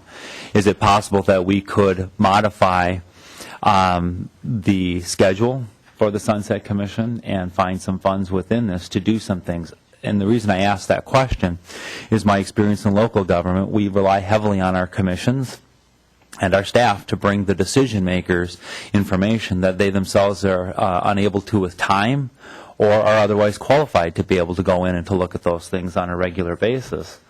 And we'll want those individuals to bring forward information for the consideration by the body. And I'm wondering if we think that it has to be one end of the pendulum or the other, or if there isn't a use for this tool called the Sunset Commission, that we could do some partial funding, choose some items that we would want to be looking at, and find a way over a period of biennials to be able to make this a tool. As Representative Nelson said, Texas has been here and they've got a staff. I consider myself to be learned on government, but I don't consider myself to be an expert on every line item and every paperclip that every department purchases. And I guess it's maybe more of a consideration or a statement. I don't know if it necessarily warrants any kind of a response, other than is that something within the realm that we could be looking at doing to try to help us as decision makers get a better idea without saying let's sunset the Sunset Commission and look for some dollars. I did hear $200,000 that we don't have. Maybe we could find 50, 75, or 100,000 and do an audit in one particular area instead of saying it's 0 or 100 miles an hour. And those are our two options. Representative Murphy? Mr. Chair, I think that's a possibility. There are other possibilities. Someone recommended another idea to me this afternoon. Even Representative Nelson might be able to help me answer the question on the big reviews that are supposed to take place this year of the human services and health and education. Are you on a schedule? Or as Representative O'Driscoll just said, could we limit the number of reviews that have to take place, or parts of reviews, or whatever? Mr. Chair and Madam Chair and Representative O'Driscoll, that's set in statute, what we have to do. There was a schedule set out on the original Sunset Commission bill. It was set out. The large agencies don't sunset. They don't go away. We can review them and make recommendations, and they don't go away if we don't pass anything. It's the small boards, like the ones that we did last year, we looked at, that if we don't pass a bill, they automatically sunset and go away. But that's actually a lie in itself, too, because they don't go away. The functions continue. The people working for them continue. The expenses to government continue. They're just transferred from the boards of color, which were the ones that the big ones that were most of the ones we did last year, their functions are transferred to the Department of Administration, and the Department of Administration then has that function, and it's part of their goal and part of their job, and the money doesn't go away. So we really aren't sunsetting anything. And that's the one thing that's the way the bill is structured. We really don't get rid of anything. It's just that we move the function from a board here and give it to the Department of Administration. So we're actually giving legislative authority stuff, and we're giving it to the governor. So we're giving the governor more power. So that's another reason why the bill doesn't work. The other thing is, last year as we went through the beginning process in the first meetings, it was an agreement by all the people on the commission, including Representative Kiffmeyer, who carried the bill, and Representative Banyan, who was part of the bill last year, was the idea was that we're not going out there to get rid of government and cut government. It was to review what government does and to eliminate things or to restructure things and look at the way government does and help them to try and be more efficient. And so that's what we went into the Sunset Commission, the people that were on it, that's what we looked at doing. And then there was a little bit of a buzz around that, well, you got a Sunset Commission, it's not getting rid of anything. And there was a little bit of pressure from members from both parties on that were throwing barbs at the Sunset Commission. But the boards that were reviewed, for the most part, were doing what they were told to do, and they were doing it very efficiently, and they weren't taking any general fund dollars. So if we'd gotten rid of them, their functions would go on, but the governor would be overseeing them in the Department of Administration. So we wouldn't have really gotten rid of anything. Representative Driscoll. Well, thank you, Mr. Chair. Representative Nelson, thank you for the background on that. I think that this committee then also has the ability to improve on that if there are deficiencies in the sunset, to make it a tool that would work to be able to accomplish what this committee needs to know in the way of information to be able to make allocations to fund government. We're going to be just under $1 billion in this committee alone, and in a matter of January to the middle of April, we're going to be asked to spend another $1 billion in the next biennium without the benefit of knowing what's happening underneath the other layers of the onion. And so I'm just thinking that we have a golden opportunity here to take a few days and figure out how we would put that on a schedule and fund those and to be able to improve on something. I think in everybody's heart of heart, they don't think that it's 0 or 100. We're looking for progress in that direction.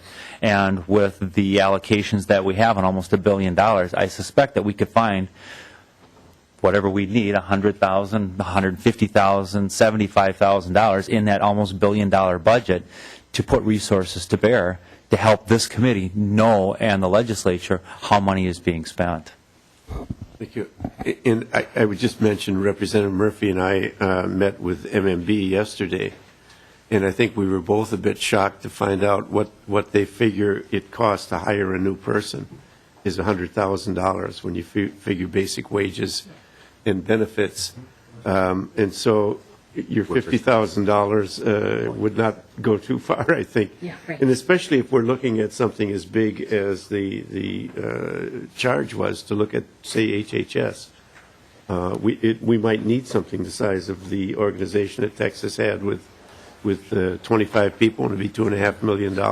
So I'm just throwing that in based on the conversation we had yesterday. Yes, Representative Driscoll. And Mr. Chair, I'm not really arguing specifically the dollar amount. I'm arguing, I guess, the concept. And in a $1 billion budget, could we as a committee ask for and set aside money to help us to aid in our efforts as citizen legislators who are here 5 months out of the year to be able to make those kinds of decisions when every election there are new people that are brought to bear to the legislature who have various levels of expertise and involvement on this. I think that we seriously handicap ourselves unless we look at putting a tool in place to help us as elected officials spend almost out of this committee $1 billion.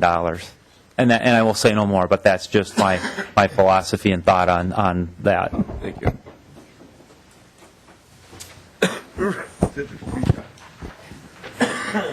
Thank you, Mr. Chair.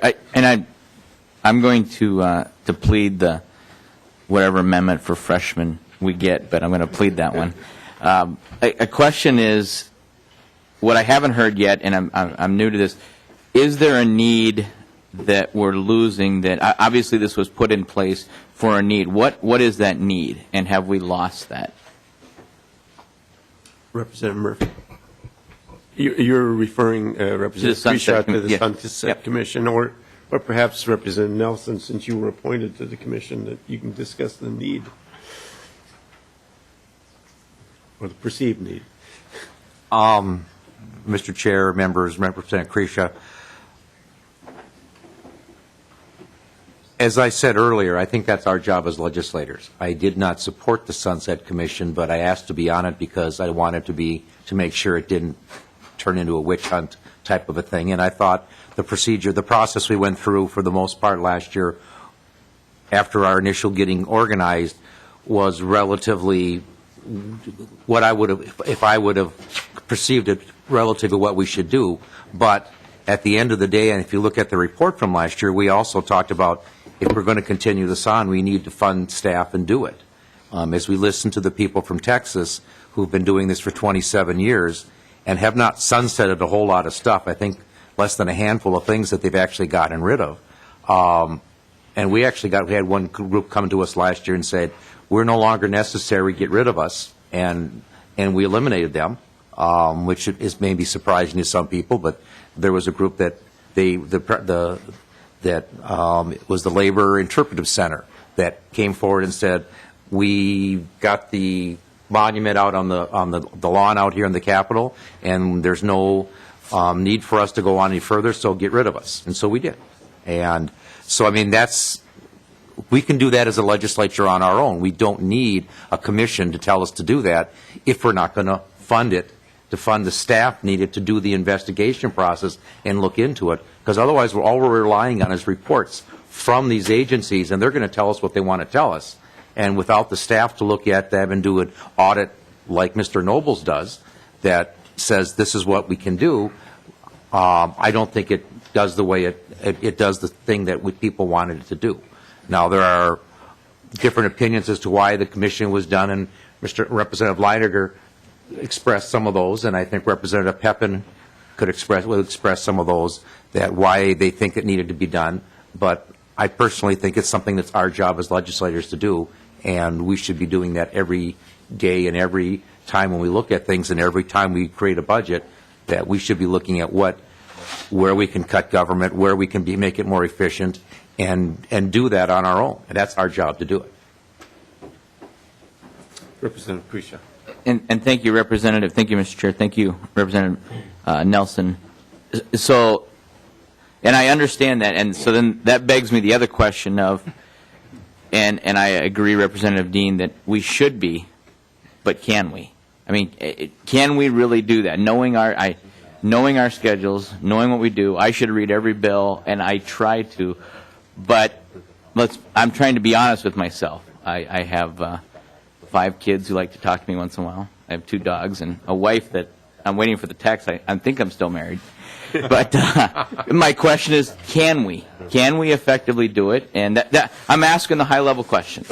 I wasn't here for all of whatever perceptions happen, and I'm trying to get to context, but my job to go back is to defend the decisions that I try to make here, and the question is, just as you said, Chair Murphy, I don't want to give any obfuscation. I don't want to go back and say, yep, you know what, we do a great job of reviewing all this when we literally don't have the time. So that's my question. Should we? Yes. Can we? I'll leave it with that. Representative Detmer. Yeah, thank you, Mr. Chair. And Chair Murphy, if we could turn to page 5. Of the bill. Page 5. Of the amendment. Of the amendment, yeah. I'm sorry. Yeah. Line 5.24. I just have a real problem with that, and you know, during I didn't bring it up during the committee when we heard the testimony, because there were so many great things that were said about Nellie Stone Johnson. I was given some information that at one time she was part of the Communist Party, and is this something that the CAP board was realized that was her membership at one time, and have they approved it, or could you just give me an answer there? Representative Murphy. I believe that it had not yet been to the CAP board when Representative Mullery presented the bill to us. We were the first ones to hear the bill. And from us, it would go to the CAP board, because nothing can be put into the Capitol without the approval of the CAP board. And Mr. Chair, Representative Detmer. you know, I just I don't know if there's any other statues or busts in the Capitol that those people were part of the Communist Party, but I just feel uncomfortable with it, and maybe the CAP board is fine with it, but it wasn't brought up during the testimony. There's a lot of positive things said about her, and I know you knew her personally, but I just had to bring that up. I never knew her as a communist. Yeah. I believe that in 1950-something, there was a renouncement, but I don't know the details. Okay, thank you. And we received a book, or I received a book last week, but I haven't had the opportunity to read it. Thank you. Yeah. Yes, Representative Wells. Thank you, Mr. Chair. And to that point, I did want to actually ask about that as well, the Nellie Stone Johnson bust. Just kind of on a high level, regardless of any background that she may have had, just with what Representative Murphy said about we have limited resources, and we're trying to hit our target and see where we can find funding for the things that are most important. And regardless of whether she was a communist or not, I do have a concern with putting that much money of $30,000 towards a statue when we have, I feel, much more important things to be focusing on.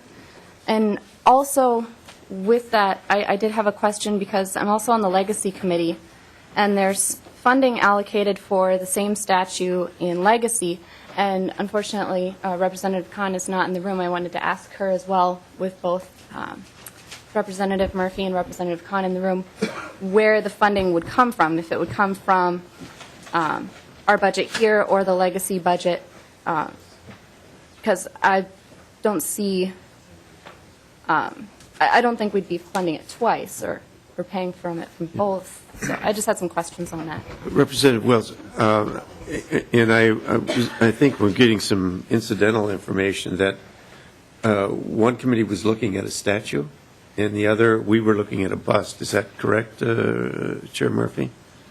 I think the statue was like $70,000 and the bust was $30,000, so I'm not sure if it's... Mr. Chair, I don't think anybody in either committee knows exactly how much a bust costs these days.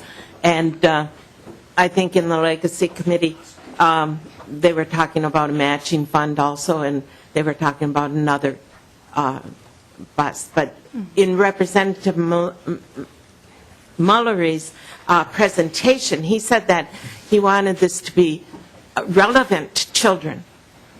And I thought, a head on a marble stand isn't going to be relevant, even though it would be the only woman of color and woman bust that we have in the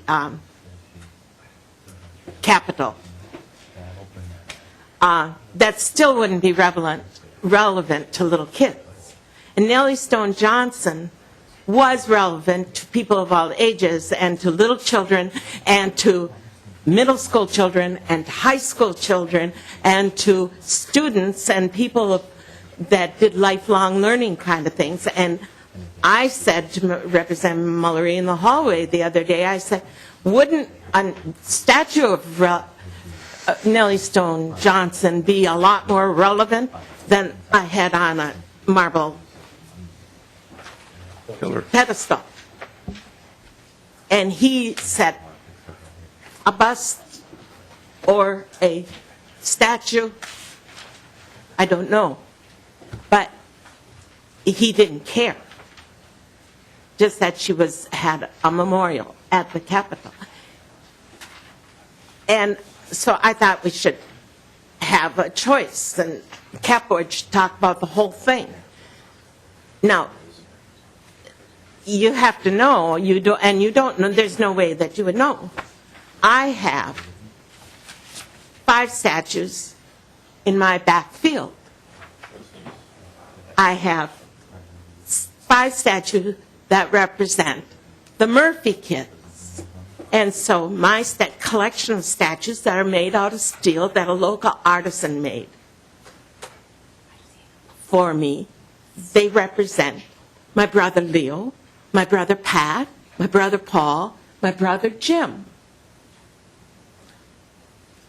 Leo and Paul are out there 6 feet tall, quarter of a mile away down in the field, sawing wood. Pat and Jim are pitching, Pat's batting and Jim's pitching a ball. And then they're in gold paint. And then closer to the house, where I can see from my kitchen when I'm washing dishes, is this little girl, curly hair, red dress, brown Oxfords, and anklet socks, representing Mary Catherine, who's probably running in the house, as a neighbor woman said, to tattle on what the boys are doing. So I'm into statues. So that's how I put bust or statue. But Representative Khan just stuck with bust. But I don't know how much a bust for the Capitol would be. And the boys, the girls doing fine in the backfield, can see the tops of her legs now, but you still can't see her feet because they're covered in snow. But the boys need repainting. So they're good memories. People come by and they say, this is great. They have relevance to kids. Just some head on a pedestal back in the field wouldn't mean much to anybody. So that's off the track and all, but we needed a story too. Are there any other? Mr. Chair, there may be people that came to testify. Yes, I was just going to ask that, Chair Murphy, if there's anyone in the audience, especially those who may have come from some distance first, who would like to testify, or anyone in the audience who would like to testify for or against, to make comments on the bill. Anyone? Yes, Ms. Lee, please come down.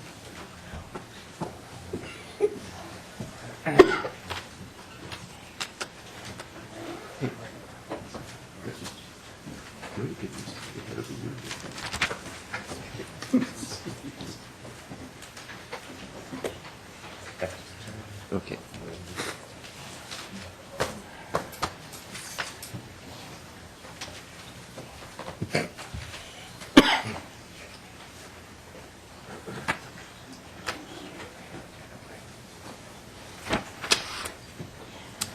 Please identify yourself for the record, Mr. Chair, members of the committee, thank you.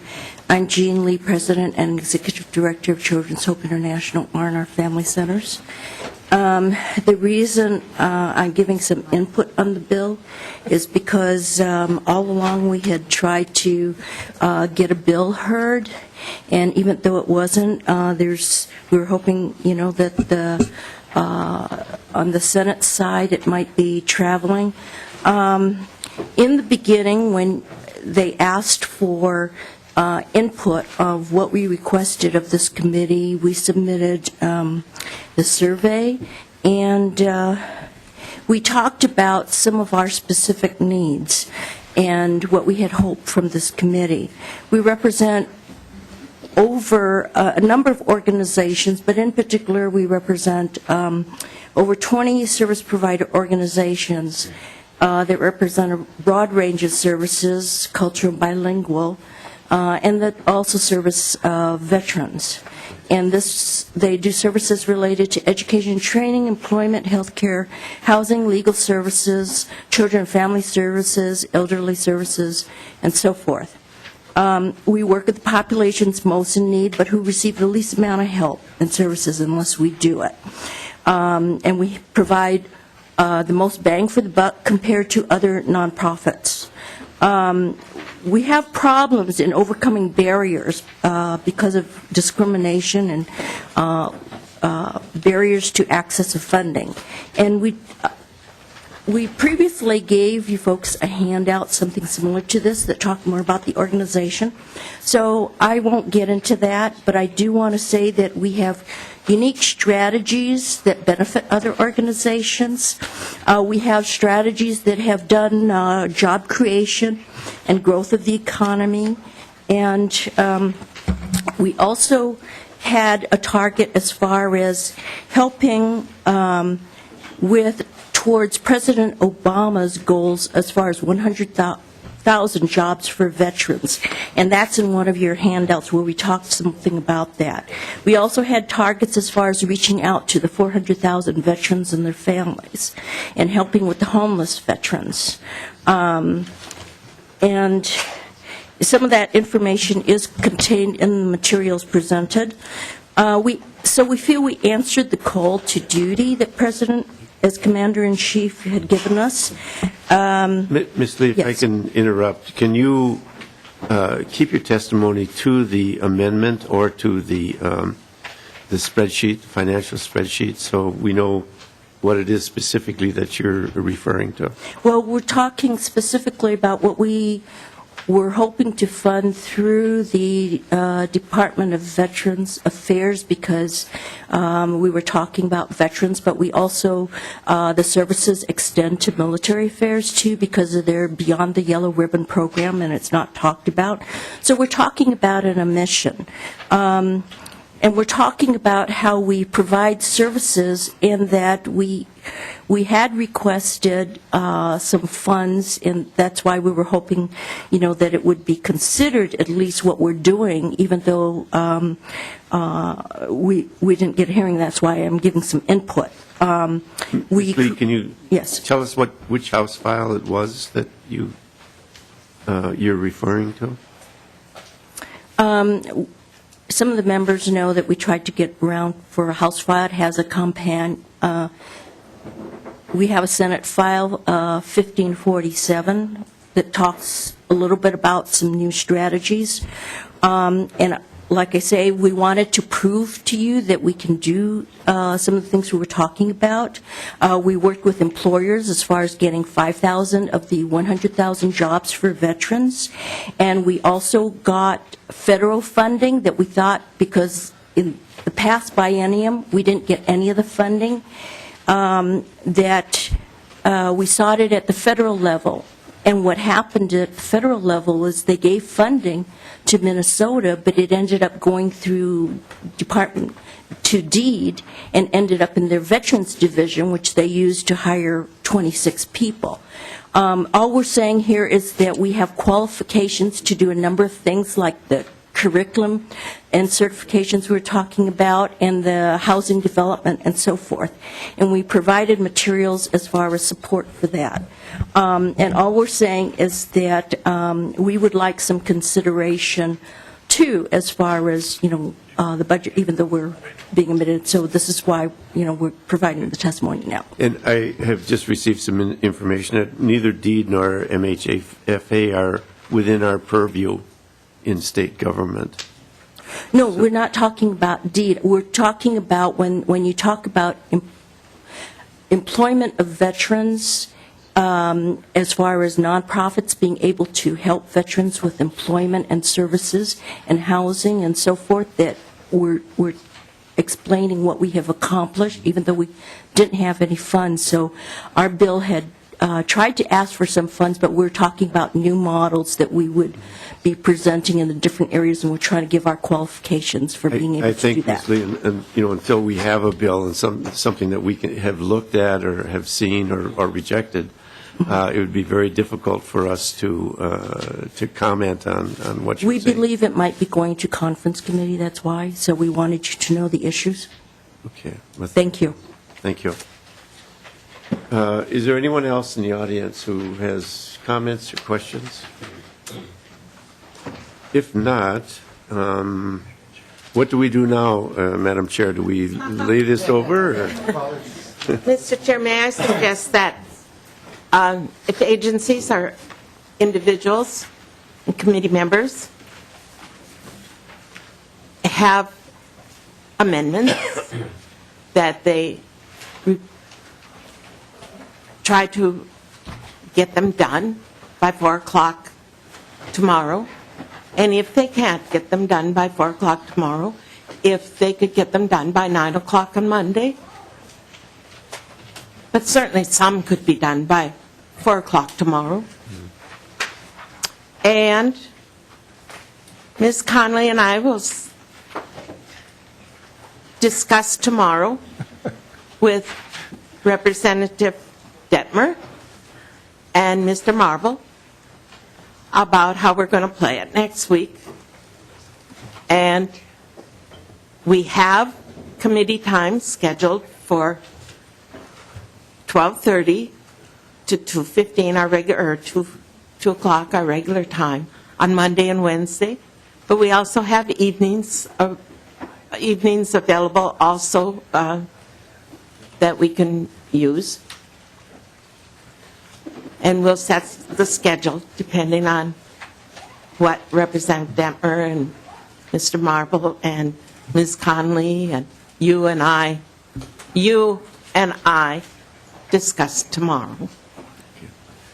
Thank you, Madam Chair. And I would encourage Representative, to the extent that you can, to get the bills in as early, or the amendments in as early as possible, out of consideration for Mr. Shepherd and the rest of our staff who are extremely busy at this time of year. Yeah, and Mr. Chair and Representative Denton. and Chair Murphy, thank you. I think we will certainly, have all the amendments prepared for you by Monday for sure, and we'll work on getting some in on tomorrow. I have to be here anyway tomorrow, so that's working out okay with my schedule. And so looks like then on Wednesday we'll be working with the amendments and the amendment bill, and then voting on it on Wednesday. I see.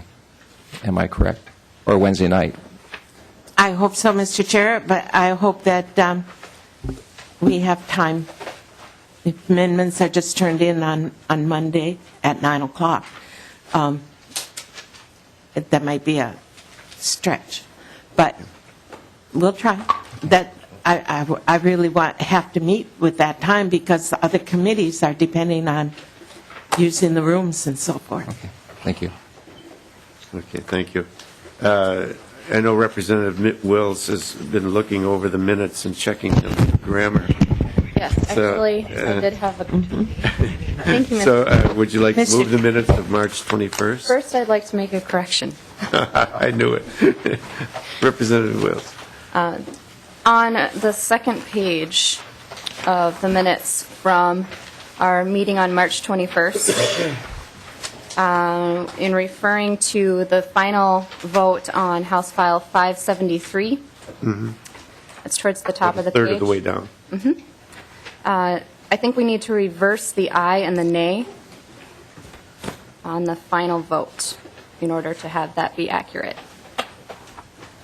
So for the members who voted aye, change that aye to a nay, and the members who voted nay, change that nay to an aye. Okay. And then it would be accurate. Do we have that? So would you like to move the minutes as amended?